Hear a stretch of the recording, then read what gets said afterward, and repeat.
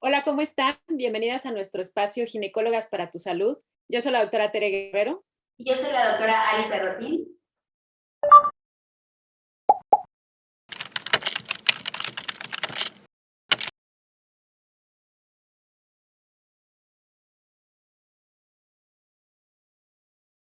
Pues bueno, en esta ocasión les traemos un tema muy interesante que, pues bueno, en los últimos meses como que se han dado algunos casos, tanto en la consulta de Ari como en la mía, y seguramente que muchos colegas ginecólogos han tenido casos similares, inclusive un tema que a muchas mamás les interesa, les preocupa, y vamos a hablar de lo que es este proceso de la pubertad, pero específicamente qué pasa cuando este desarrollo que se debe de presentar ocurre antes de tiempo.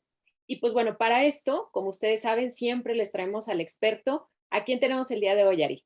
Bueno, pues el día de hoy vamos realmente a exprimir a la doctora, porque como dices, no habíamos tocado este tema, entonces la vamos a súper aprovechar. Porque aparte, chéquense el currículum. La doctora es la doctora Ana Paola de Cosío Farías. Ella es egresada de la Universidad de Anáhuac. Después hizo la especialidad de pediatría y la subespecialidad de endocrinología en el Instituto Nacional de Pediatría.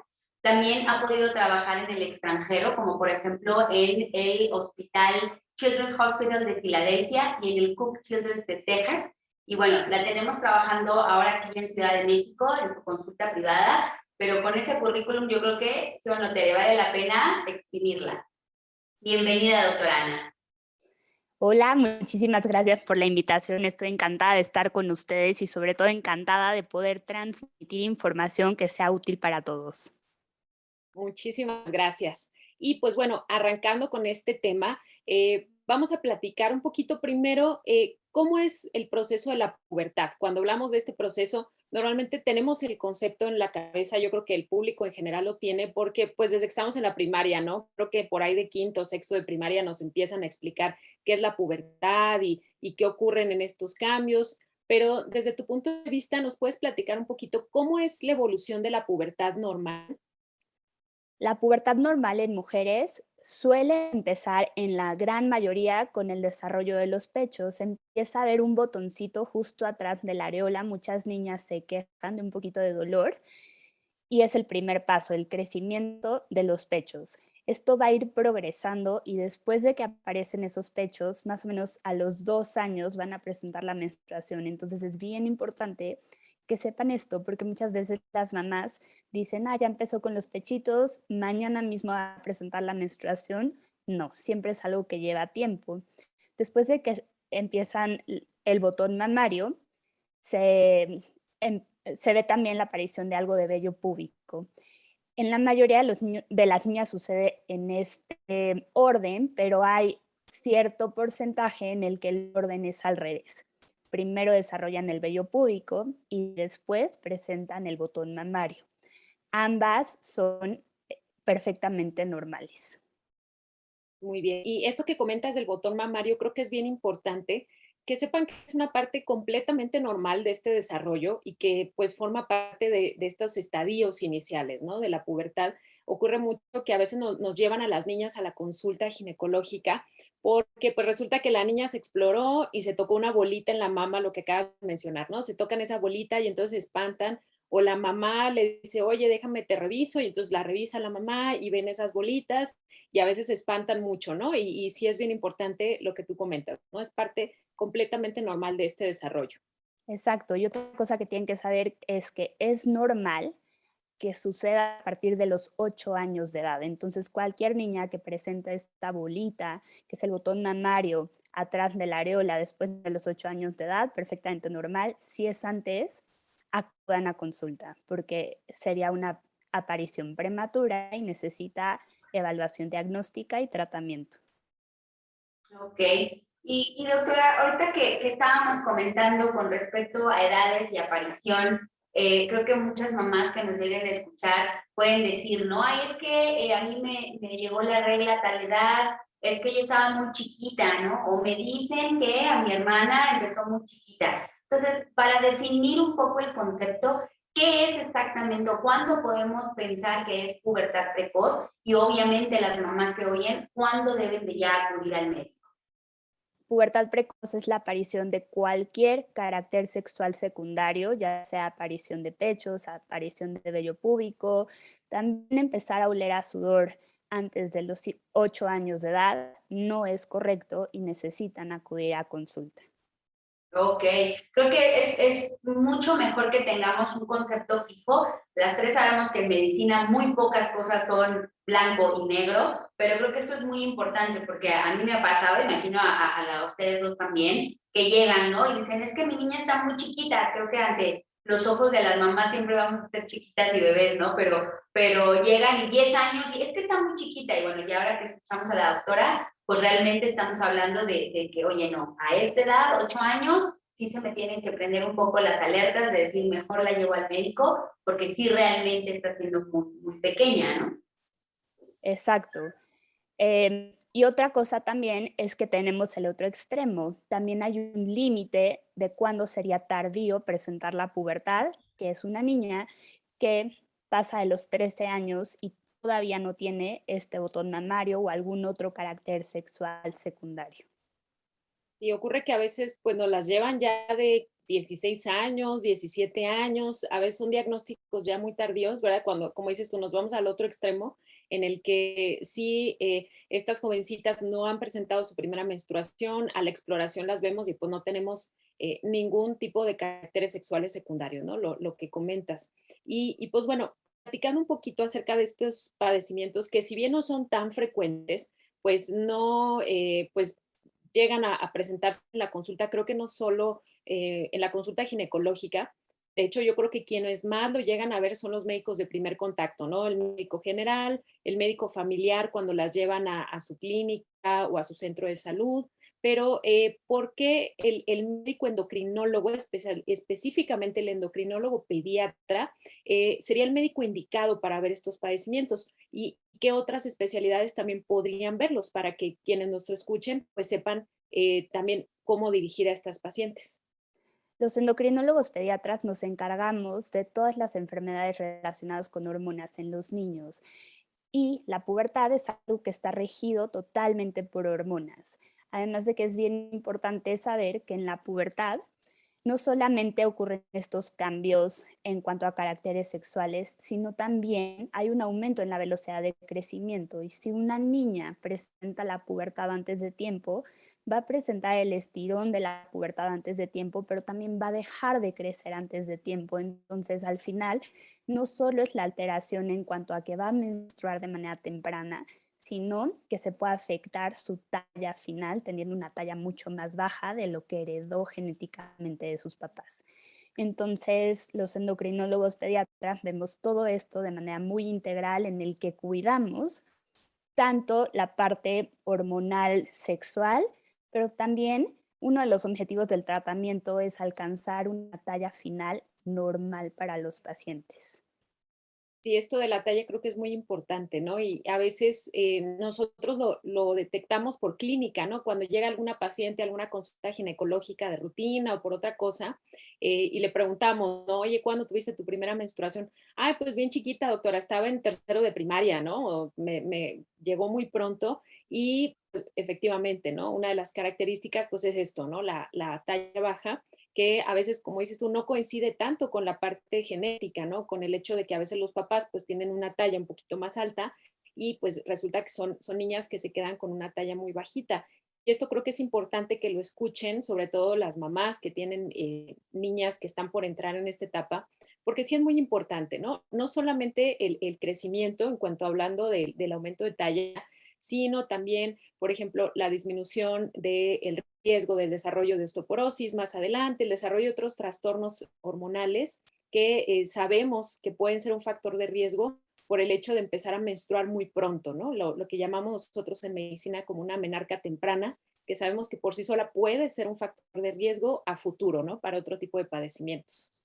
Exacto, está descrito que una menarca temprana también va a tener en la mayoría de los casos una menopausia temprana y los estrógenos son muy importantes para la salud del hueso. Un hueso que no está expuesto a estrógenos tiene riesgo de osteoporosis y de fracturarse.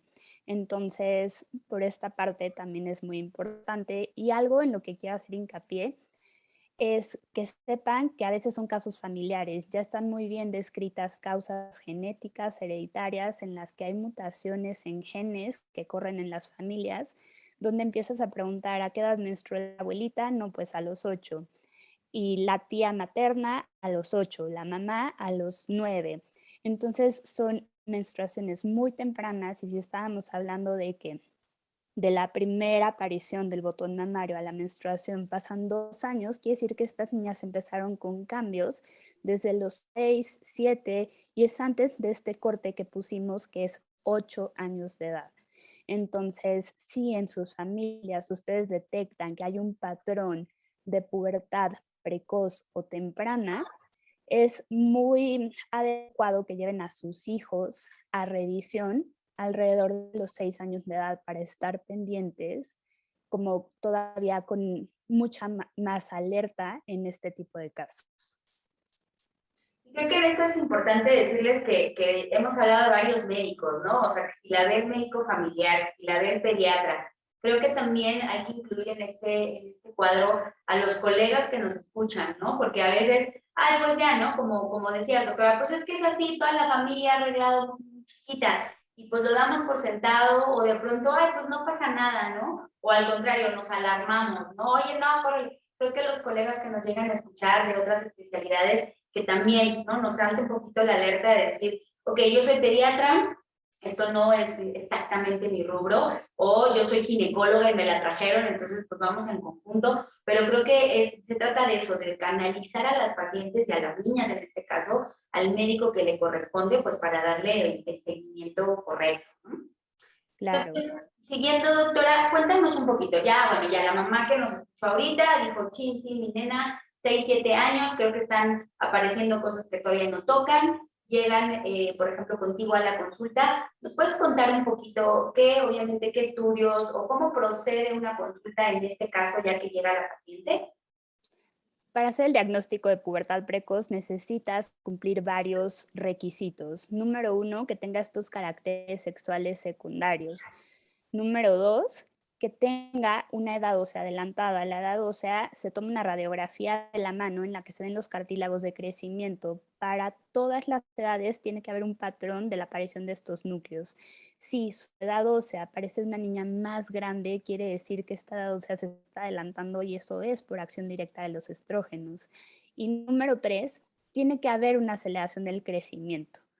Muchas veces al interrogatorio dirigido resulta que en el último año le han estado cambiando 3 veces de talla porque la niña va creciendo a una velocidad súper rápida.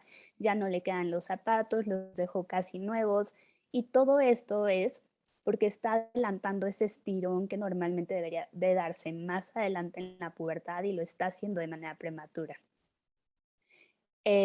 También hay que pedir estudios hormonales. Vamos a pedir LH, FSH, estas son las hormonas que del cerebro señalizan a los ovarios para empezar a producir estrógenos y esto debe de estar activo a partir de los 8 años de edad. Es un sistema que desde que nacemos, más o menos a los 6 meses de vida, se duerme. Todavía están en estudio todos los factores que hacen que se despierte este sistema, pero debe de despertarse después de los 8 años de edad. Si tomamos esas hormonas y están positivas, con un valor elevado, ya podemos decir que bioquímicamente también existe pubertad.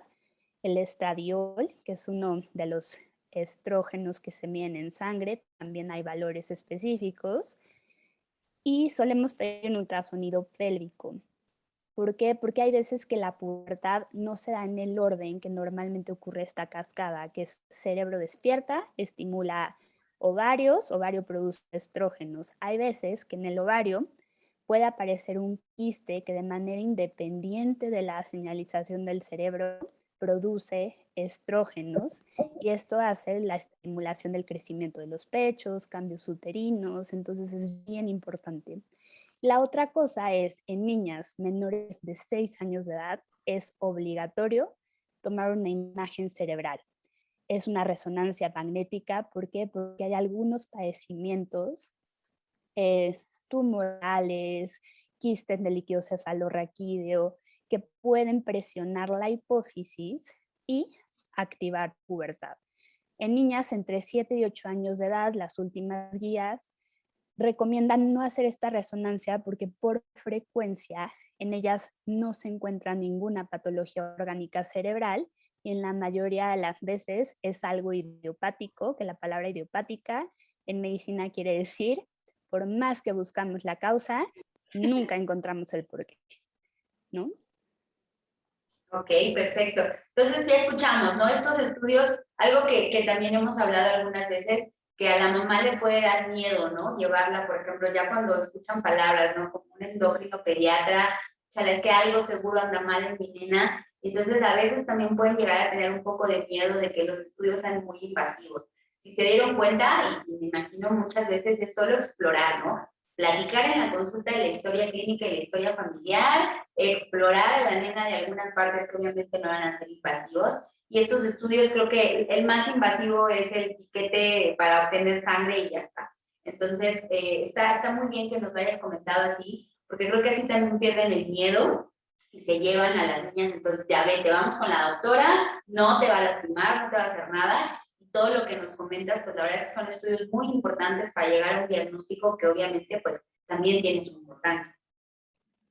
Claro, como dices tú, no son estudios invasivos, se hace una exploración física completa en la que sí vamos a necesitar ir descubriendo por partes a la paciente para que no se sienta tan estresada, pero es muy importante revisar pechos, revisar axilas y se cubre la parte del tórax y en un segundo paso se revisan genitales externos.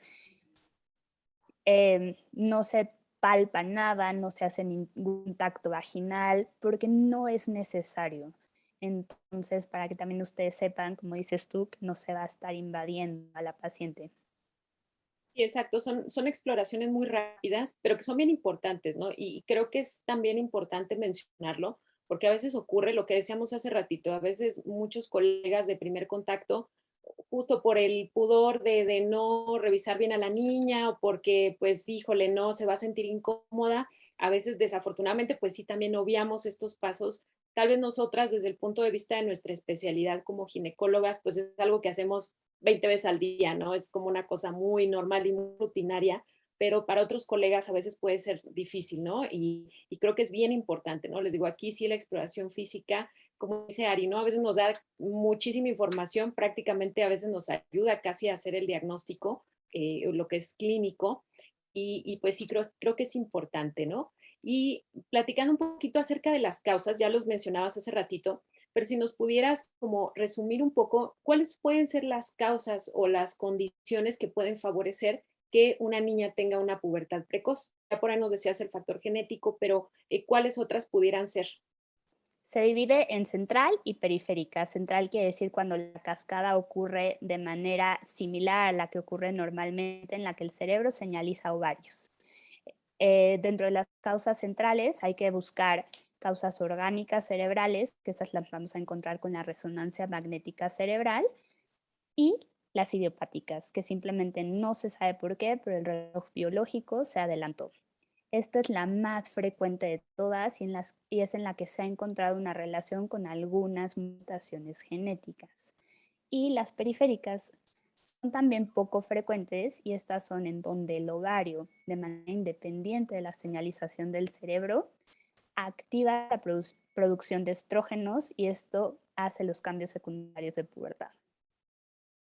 Muy bien, sí es importante que sepan que no es una sola causa, que pues no siempre va a ser genético, ¿no? Como dices tú, es el tipo de padecimientos o cambios fisiológicos que vemos que tal vez todavía estamos un poquito en pañales, ¿no? De saber cuál puede ser la causa principal o qué lo desencadena, como dices tú, ¿no? A veces en medicina tenemos todavía muchas cosas que aún no podemos descifrar cómo ocurren. Una de ellas, pues, es este despertar de la pubertad, ¿no? ¿Cuáles son los mecanismos que implican que se encienda este reloj biológico, por decirlo de algún modo, ¿no? Y que inicien todos estos cambios, muy similar a lo que ocurre a veces en el embarazo, ¿no? Les digo, al día de hoy todavía tenemos muchas teorías de cómo se desencadena el trabajo de parto o qué factores lo desencadenan, pero aún así estamos todavía investigando qué causas lo producen, ¿no? Pero es importante que sepan que no siempre tiene que ser algo malo, a veces puede ser simplemente un adelanto en este desarrollo, a veces puede ser una causa muy, muy clara, como dices tú, en donde la mamá, la tía, la abuelita, las primas, todas han tenido menarcas muy tempranas y por consiguiente pues tuvieron este desarrollo puberal temprano. Otra cosa que me gustaría comentar es que la pubertad precoz no solo ocurre en hombres, en mujeres también ocurre en hombres. Ahorita nos estamos enfocando a explicar qué pasa en las mujeres, pues porque este podcast está compartido con ginecólogas, pero que sepan que ocurre en ambos sexos. Claro. Ay, pues eso está importante. No sé si quieras por ahí, claro que habrá mamás de niños, si quieres decirnos algunos puntitos. Sí, nosotros nos centramos en niñas, ¿no? Pero sí es muy importante. Entonces, no sé si quieras compartirnos, aunque sea unos puntitos, para que también estemos alertas. Claro que sí. Eh, los rangos de edad cambian un poquito, es un año más que el que habíamos dicho en mujeres. Entonces, en hombres es normal empezar con cambios de pubertad a partir de los 9 y el límite es a los 14. ¿Cómo son estos cambios de pubertad? De la misma manera que ya lo explicamos, el cerebro despierta, aumenta la producción de las hormonas LH y FSH y en este caso van y estimulan el testículo y el testículo va a crecer. Entonces este es el primer cambio de pubertad en un hombre. A diferencia de las mujeres es algo que está bastante escondido. Entonces por lo general no nos damos cuenta, es algo que no está a la vista. Entonces en estas familias en donde si ustedes detectan que hay un patrón de pubertad temprana, lleven a los niños a revisar. ¿Por qué? Porque va a ser la única manera en la que nos demos cuenta de esto. En la consulta tenemos un instrumento que se llama orquidómetro. Parece como un rosario con unos como figuras ovoides de madera, que cada una corresponde a cierto volumen. Va desde el 1 hasta el 25 y la unidad de medida es mililitros. Cuando el testículo llega a 4 o más, ya está empezando pubertad. Por lo general, los niños desde que nacen hasta prueba de la pubertad tienen 1, 2, a veces 3 mililitros de volumen en los testículos y se mantiene bastante estable hasta la pubertad, donde ya pasan a 4. Después va a venir el desarrollo de vello púbico. Entonces, muchas veces es algo que no es notorio para todos. Las causas en hombres, la pubertad en hombres es todavía, la pubertad precoz en hombres es todavía menos frecuente, pero también serían muy parecidas a las mujeres, en las que tendríamos que investigar causas centrales. En ellos sí, en todos es obligado a hacer resonancia magnética para buscar causas anatómicas o estructurales en el cerebro. También existe el mayor porcentaje de que sean explicados por una causa idiopática en la que no sabemos por qué solo el reloj biológico se adelantó y pudiera ser periférica en la que de manera independiente el testículo se activa solo y produce testosterona, ¿no? Sí, pues qué interesante, digo, la verdad es que casi es estar vigilando a los niños, niñas, ¿no? Mamás, papás, cuando vayan a bañarlos o platiquen con ellos, porque sí, como dices, pueden ser rastros desapercibidos, ¿no? No hablo, no le pregunto, no me cuenta nada, y creo que son detalles muy, muy importantes. Y los Bueno, mismos pues, niños, ay, perdóname tantito, los mismos adelante. niños no se dan cuenta porque no lo conocen, ¿no? Entonces, ahorita que hemos estado en pandemia, muchos niños no han acudido al doctor porque no se han enfermado tanto. Entonces, recuerden que existe algo que se llama consulta del niño sano, donde es llevar al niño nada más a revisión a ver que todo esté bien. En estas consultas del niño sano se pesa, se mide al niño, ver que esté bien en estos dos parámetros, se actualiza la cartilla de vacunación y también lo ideal sería una revisión completa para ver si tiene o no ya datos de pubertad y que estos estén dentro de un rango de edad adecuado. Bueno, creo que aquí siempre hemos hablado de medicina preventiva y qué más preventiva que eso, ¿no? Muy bien, pues entonces para terminar, pues lo obvio, ¿no? Ya lo diagnosticaste, ya sabemos los estudios, estamos confiadas en que ese es el diagnóstico. ¿Cómo lo tratamos? ¿Cómo tratas esta pubertad precoz? Y ya lo platicábamos hace un ratito, pero ¿qué consecuencias pudiera traer el no diagnosticar y el no tratar este padecimiento? El tratamiento, como todo, va a depender de la causa. No va a ser lo mismo que encontremos un cáncer en el sistema nervioso central que esté causando la pubertad, o que sea una pubertad precoz por algún quiste en ovario. Por lo general en esto solamente se requiere vigilancia porque se reabsorben de manera independiente, pero la causa más frecuente, que es la idiopática, esa se trata bloqueando toda la cascada hormonal. Se trata con un grupo de medicamentos que se llama análogos de GnRH. Esta es una señalización todavía más arriba en el cerebro, que esta sustancia, la GnRH, es la que se encarga de activar la producción de las hormonas que ya habíamos hablado, LH y FSH, y se bloquea a este nivel. Por lo tanto, si ya no tenemos LH y FSH, el ovario no va a estar estimulado y no va a producir estrógenos. El objetivo del tratamiento es que esta pubertad esté bloqueada. Por lo general, no es un requisito que haya regresión de los caracteres que ya aparecieron, pero en la mayoría de los niños hay algo de regresión del tejido mamario y el tratamiento es prolongado hasta que tienen las niñas 11 años de edad. En ese momento se deja de aplicar el medicamento y en un periodo de 6 a 18 meses va a continuar presentando poco a poco el desarrollo puberal hasta que llega a su menstruación. Los efectos adversos de este tratamiento, hay como muchos mitos alrededor de las hormonas. Las hormonas son mensajeros en el cuerpo que ayudan a que diferentes órganos se comuniquen. Entonces, por ejemplo, alguien que tiene un problema de tiroides se trata con levotiroxina, que es una hormona. Los anticonceptivos son hormonas y este medicamento es una hormona, pero no necesariamente quiere decir que ya va a tener efectos secundarios en cuanto a fertilidad. Todos esos son mitos. Realmente los efectos secundarios de este medicamento son dolor en el sitio de aplicación y si ya teníamos un endometrio, que es la parte más interna del útero, bastante crecido, al bloquear la cascada hormonal, este crecimiento se desprende y puede haber un primer sangrado que no necesariamente significa el inicio de las menstruaciones, ¿no?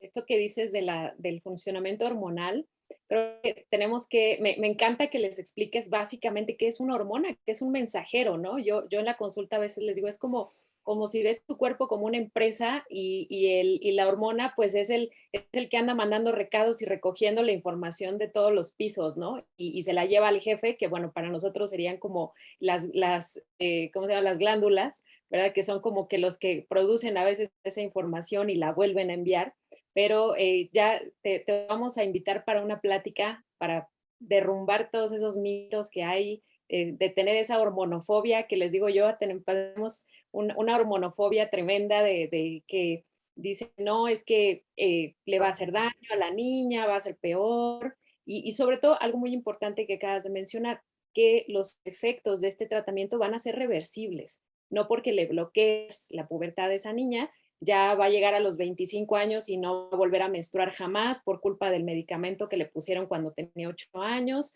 No, nada de eso. Exacto, los medicamentos tienen un tiempo de acción. Estos medicamentos son de depósito, hay presentaciones que duran desde un mes, 3 meses. En otros países existen presentaciones que duran 6 meses e incluso un dispositivo subcutáneo como el que también existe de anticonceptivos, pero que dura entre 1 y 2 años para no tener que estar aplicando el medicamento a través de una inyección. Muy bien. Pues a mí el tema, la verdad es que, como siempre, no da para muchísimo más. A mí como conclusión me encantaría dejarles, yo sé que es mucha información y de pronto esto, ¿no? De los mitos que se hormonas, que si esto es qué pasa, les hemos estado hablando del cerebro, ovario, cómo se comunican, es mucha información muy importante y valiosa para medicina en general, pero a mí me gustaría dejarles como conclusión que se den cuenta que sí es verdad que cada cuerpo es diferente, pero que sí se lleven esto en la mente, ¿no? Decía la doctora, 8 años. Y entonces, si de pronto algo por ahí, tanto, oye, sí es cierto, yo empecé muy chiquita, o o mi hermana o mi prima, que empecemos a correr la voz en este sentido y a perderle el miedo a, oye doctora, mi hermana, mi hija está pasando por esto, y también a la par el platicarlo, ¿no? Muchas veces aquí lo hemos hablado, vamos a difundir esta información, porque qué mejor que los médicos o doctoras expertas nos lo hablen, porque entonces ya así al ratito yo voy a hablar, no sé, con mi sobrina, voy a hablar con mi hermana diciéndole, oye, chécate a las niñas, en qué etapa van, el perder ese miedo, ¿no? Porque también imagino que a las tres nos pasó que cuando empezaron a salir los pechos era como, no creo que nadie me vea, la regla no creo que nadie se entere. Entonces, si empezamos a perderle el miedo a hablarlo, podemos obviamente llegar a estos diagnósticos y prevenir muchas complicaciones o consecuencias que lleva. Entonces, a mí como conclusión me gustaría, quédense con el tema, que les suene un poquito qué es normal, qué no es normal, y platicarlo en la familia, digo, no quizás en la comida de hoy, pero sí irlo platicando, sí irlo hablando de vez en cuando, porque sí de esta forma podemos ayudar a muchas niñas en crecimiento. A mí me gustaría también hablar sobre las consecuencias de no darnos cuenta, ¿no? Porque desgraciadamente existen muchos casos en los que 7 años, 8 años, 9 años y ya la traen porque ya tuvo su primer sangrado menstrual, siendo que tuvo aparición de pechos o algún otro dato de pubertad desde los 2 años previos. Entonces, aquí pues es un impacto emocional para las pacientes, son niñas muy chiquitas que no tienen la madurez emocional para manejar de manera correcta sus sangrados menstruales. Y número 2, la talla. Son niñas que a esta edad ya llegan con una edad ósea aproximadamente de 11 años, que es la edad ósea correspondiente con la menstruación, entonces tienen entre 3 y 4 años de adelanto en la edad ósea y por lo tanto el pronóstico de talla es muy bajito. Entonces muchas veces por más de que yo bloquee esta vía hormonal, la afectación en talla ya no es reversible. Entonces, la importancia de darnos cuenta a tiempo, de llevar a las niñas a revisión a tiempo, porque claro, existen otras posibilidades, que no todo es pubertad precoz. Tiene que cumplir esos 3 requisitos que son caracteres sexuales secundarios, adelanto en la edad ósea y aceleración del crecimiento. Y hay veces que las niñas tienen aparición de pechos, pero no tienen adelanto en la edad ósea y no tienen aceleración del crecimiento y esto se llama telarca prematura aislada. No se trata, solamente se vigila. Existen otras variantes que, por ejemplo, puede ser una menarca prematura aislada, es un sangrado menstrual que tampoco se asocia con otros datos de pubertad precoz. Entonces, estos diagnósticos diferenciales solo se pueden descartar en la consulta. Llévenlas, por favor, a tiempo. Es mejor que nosotros les digamos, la conducta será vigilancia, a que lleguen de manera tardía y la talla esté permanentemente afectada. Sí, exacto. Yo creo que esa es la mejor conclusión que pueden llevarse, el escuchar esta información, asimilarla y detectar oportunamente, ¿no? Siempre les decimos, es como la conclusión general siempre que les damos, pero creo que es bien importante acudir al experto, de verdad. Siempre vamos a tener de la mano expertos que nos pueden ayudar, que se especializaron en áreas como esta y que nos pueden dar información que no siempre va a ser un tratamiento como lo acabas de decir, ¿no? En muchas ocasiones, tal vez después de la exploración, del interrogatorio, de los estudios, se va a decidir que, bueno, no hay problema, podemos dejar a la niña en vigilancia, no le vamos a dar ningún tratamiento, pero creo que también es importante perder el miedo a este tipo de tratamientos que sabemos que el efecto que van a tener va a ser mucho mayor en cuanto al beneficio contra cualquier efecto adverso que pudiéramos obtener, ¿no? Que los tratamientos son reversibles, como ya lo dijo la doctora, no tengan miedo de que no, es que está muy chiquita para que le den hormonas y qué tal que luego le afectan cuando esté más grande. Ya lo dijo aquí la experta, es la consecuencia de no tratar es peor que el riesgo potencial, ¿no? De dar el tratamiento. Entonces, sí, llévense esta información, inclusive, pues, como dices tú, Ari, a veces no se platica mucho,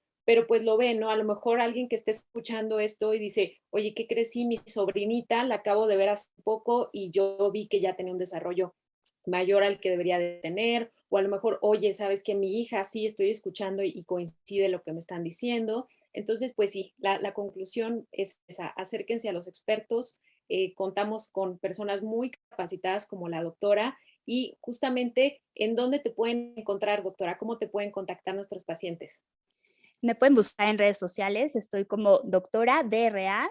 De Cosío se escribe DECOSIO, o pueden hablar al teléfono de mi consultorio, que si me dan un segundo ahorita se los doy, es el 55 52 06 29 93. Estoy en el Hospital Lalín de Corta Estancia en la Colonia del Valle. Muy bien, doctora, pues te lo decía cuando nos contactamos, creo que te vamos a nombrar la endocrinopediatra del canal, porque pues sí, la verdad es que nos contactan obvio a nosotras muchas mamás y creo que ya empieza a sonar más en la consulta. Oye, ¿cuándo te traigo a mi niña, no? Yo creo que en lugar de hacer ese salto de pediatra ginecóloga, quizás ahí que nos eches la mano con temas de este tipo, para que a veces no nos quedemos ni nosotras muy cortas de decir, no, pues la veo hasta los 15, 16 años o después de su primera relación sexual, y que el pediatra tampoco se quede como, bueno, el crecimiento y casi si ya arregla, órale, se la paso a la gine, ¿no? Entonces, si tú estás de acuerdo, pues te vamos a invitar para muchos temas más, que tanto como siempre nos mandan pedir temas o que por supuesto tú nos lo sugieras. Entonces, pues muchísimas gracias por estar aquí, un gusto, y de verdad, si quieres, pues 1000 temas más de esto. Encantada de que me consideren. A mí me gusta muchísimo compartir conocimiento porque creo que es una herramienta que nos abre muchas puertas, ¿no? Y qué mejor que los pacientes tengan esta herramienta para poder acudir de forma temprana a recibir atención médica. Y bueno, por nuestra parte, ya saben, muchísimas gracias por seguirnos, muchísimas gracias por su información. Ya tenemos una lista ahí bien grande, ¿verdad, Ari? De todos los temas que nos dieron ahí en redes sociales. Entonces estén pendiente, ahí por ahí van a escuchar el tema que propusieron. Y pues ya saben, nos pueden encontrar nosotras en doctora Tere Guerrero, ginecóloga, en Facebook e Instagram, y consultorio Ixchel con la doctora Ari en Facebook e Instagram también. Y pues por nuestra parte sería todo. Muchísimas gracias y las esperamos en el siguiente capítulo. Muchas gracias, que estén bien.